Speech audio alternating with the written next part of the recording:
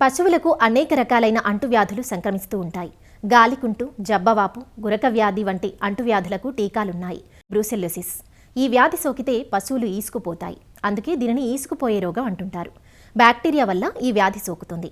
ఆ పశువు మలినాల ద్వారా షెడ్డులో ఉన్న ఇతర పశువులకే కాదు, మనుషులకు కూడా సంక్రమిస్తుంది. అందువల్ల బ్రూసెల్లోసిస్ వ్యాధి పట్ల పాడి రైతులందరూ అవగాహన పెంచుకోవడం ఎంతైనా అవసరం. బ్రూసెల్లోసిస్ వ్యాధి లక్షణాలు, నివారణ గురించి రంగారెడ్డి జిల్లా ఇబ్రహీంపట్నం పరిధిలోని వెలిమినేడు పశు వైద్యశాల పశు వైద్యులు డాక్టర్ వై ఆనందరెడ్డి నుంచి తెలుసుకుందాం.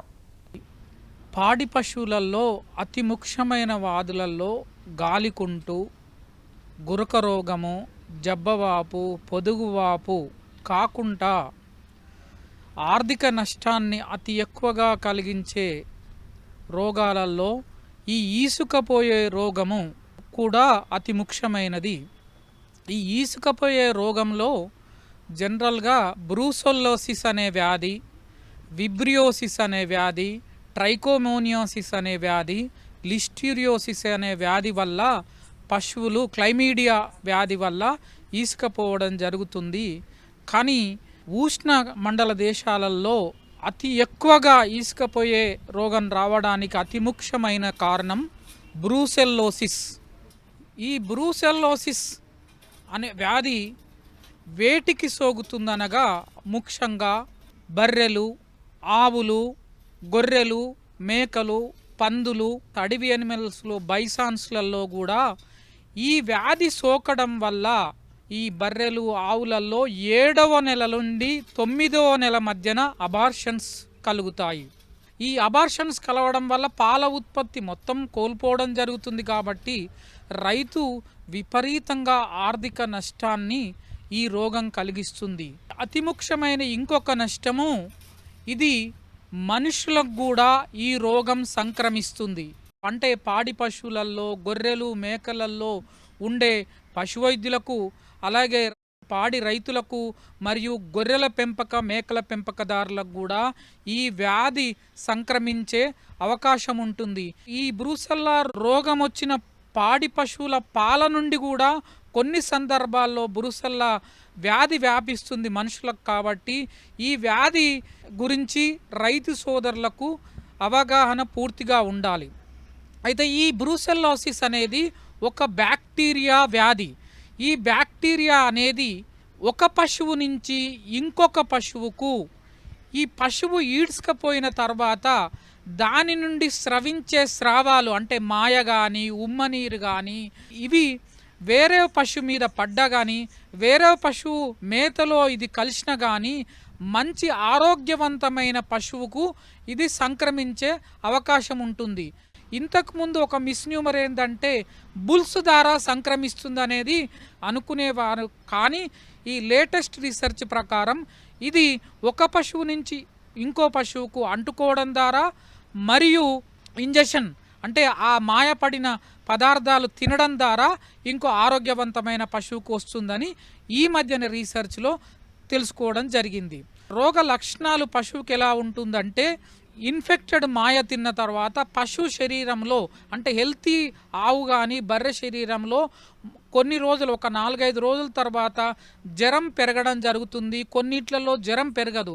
కానీ ఈ బ్యాక్టీరియా దాని శరీరంలో మల్టిప్లై లింఫ్ గ్రంథులలో చేరుతుంది. కొన్నిసార్లు కీళ్ళల్లో చేరడం జరుగుతుంది. తర్వాత గర్భసంచి లింఫ్ గ్రంథులలో చేరడం జరుగుతుంది.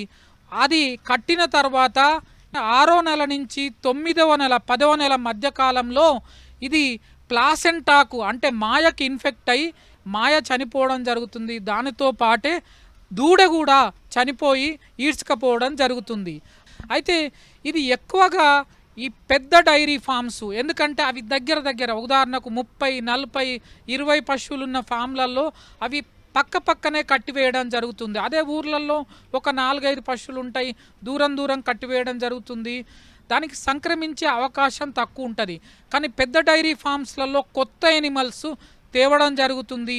ఈ కొత్త ఎనిమల్స్లలో దబ్బుకున్న బ్రూసెల్లా ఉంటే ఈ పశువు నుండి మిగతా ఆ ఫామ్లో ఉన్న అన్ని పశువులు ఎఫెక్ట్ అయ్యి దాదాపు ఫస్ట్ టైం ఎఫెక్ట్ అయినప్పుడు ఆ ఫామ్లో 30 నుంచి 50% వరకు అబార్షన్స్ అయ్యే అవకాశం ఉంటుంది.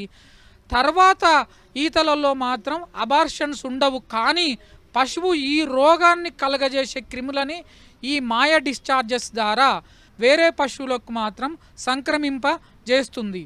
కాబట్టి రైతు సోదరులు ఈ బ్రూసెల్లా వ్యాధి లేని పశువులను మాత్రమే మనం తెచ్చుకోవాల్సి ఉంటుంది. బ్రూసెల్లాకు మరి చికిత్స ఉందంటే చికిత్స అనేది బ్రూసెల్లా వ్యాధికి చేయడం ఇంపాసిబుల్. ఓన్లీ నివారణ మాత్రమే ఈ బ్రూసెల్లాకు చూసుకోవాలంటే మనం కొత్త పశువుని మన ఫామ్లో ఇంట్రడ్యూస్ చేసేటప్పుడు కంపల్సరీ దాని హిస్టరీ తెలుసుకోవడము, బ్లడ్ టెస్ట్ చేపియడము. ఈ బ్లడ్ టెస్ట్లో పాజిటివ్ బ్రూసెల్లా వస్తే మాత్రం ఆ పశువుని మన పశువులలో కలవడం చేయొద్దు. వీలుంటే ఈ మధ్యన టెస్ట్ కిట్లు కూడా దొరుకుతున్నాయి. ఈ టెస్ట్ కిట్లో ఏంటంటే రక్తాన్ని ఒక డ్రాపు ఈ టెస్ట్ కిట్లో వేయడం వల్ల రోగం బ్రూసెల్లా ఉంటే 2 లైన్లు రావడం, రోగం లేకుంటే 1 లైన్ రావడం అనేది జరుగుతుంది. దాదాపు 100 రూపాయలు 150 రూపాయలు ఈ టెస్ట్ కిట్ ఉంటుంది. కాబట్టి దప్పుకున్న కొత్త పశువులు తెచ్చుకునే వాళ్ళు ఆ పశువులకు కూడా ఈ టెస్ట్ చేయడం అనేది చాలా సులువు.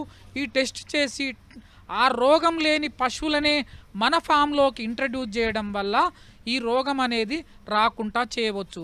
ఒకవేళ ఫామ్లో రోగం వచ్చిన తర్వాత చేయవలసింది ఏంటంటే ఫామ్ మొత్తానికి స్క్రీనింగ్, అన్ని పశువులకు ఈ రక్తం కలెక్షన్ చేసి వ్యాధి నిర్ధారణ కేంద్రాలకు పంపించి, అంటే VBRI ఇట్లాంటి సంస్థలకు పంపించి అక్కడ ఏ పశువులలో ఈ రోగం ఉంది అని తెలుసుకొని వాటిని మంద నుండి వేరు చేయడం, వాటిని అమ్మివేయడం వల్ల అలా 2-3 సార్లు చేయాలి. ప్రతి 6 నెలలకోసారి ఆ మందలో టెస్ట్ చేపించడము, ఏదైనా టెస్ట్లో పాజిటివ్ వస్తే వాటిని తీసేయడం వల్ల నెక్స్ట్ ఫర్దర్గా వేరే పశువులకు అంటే అవకాశం లేకుండా చేసుకోవచ్చు. తర్వాత ఇది ఏదైనా పశువు అబార్షన్ అయితే ఇమ్మీడియట్గా దాన్ని మంద నుండి వేరు చేయాలి.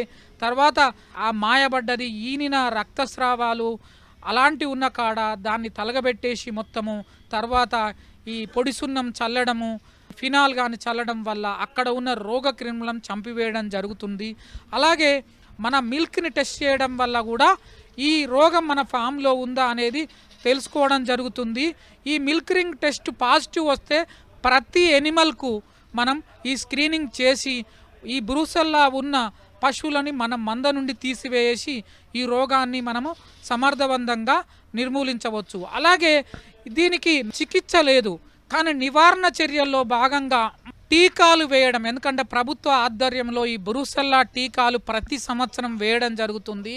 ఇది 4 నుండి 8 నెలల దూడలకు ఈ బ్రూసెల్లా టికాఫుడ్ వ్యాక్సిన్ అనేది వేస్తున్నారు. ఈ టీకాలు వేయడం వల్ల అది పెరిగిన తర్వాత ఆ పశువుకు రోగం వచ్చే అవకాశం ఉండదు. ఇది పశువులకు అబార్షన్ రోగము నిర్మూలించడమే కాకుండా ఈ రోగం మనుషులకు కూడా సోకుతుంది. మనుషులకు సోకితే దీన్ని మాల్టా ఫీవర్ అంటారు, అండులెంట్ ఫీవర్ అంటారు. ఈ రోగం సోకిన మనిషికి జ్వరం రావడం, ఇంటర్మిటెంట్ ఫీవర్ రావడము, కొన్నిసార్లు ప్రాణాంతకంగా కావడం కూడా జరుగుతుంది. అదే కోడెలలో ఈ రోగం సోకితే దానికి టెస్టికిల్స్ వాయడము, తర్వాత పశువులలో కీళ్ళు వాయడం కూడా జరుగుతుంది. ఈ కీళ్ళు వాసిన పశువులు ఉన్న ఫామ్లలో కూడా కంపల్సరీ వాటికి టెస్ట్ చేపియాలి, ఏమైనా బ్రూసెల్లా ఉందా అనేది టెస్ట్ చేపించి అది పాజిటివ్ ఉంటే ఇమ్మీడియట్గా తీసివేయడం జరగాలి. తర్వాత ఈవెన్ గొర్రెల కాపర్లు, మేకల కాపర్లు ఈ ఈసుకపోయిన పశువులది స్రావాలు డైరెక్ట్గా బేర్ హ్యాండ్తోని ఎట్టి పరిస్థితుల్లో టచ్ చేయొద్దు. కంపల్సరీ ప్లాస్టిక్ కవర్స్ పెట్టుకొని ఆ స్రావాలు అంటకుండా మాత్రమే వాటిని మనం తీయాలి. ఎందుకంటే ఇది మనుషులకు సోకే అవకాశం ఉంటుంది. కాబట్టి ఈ వ్యాధి పట్ల రైతు సోదరులు పరిపూర్ణ అవగాహన ఉండాలి.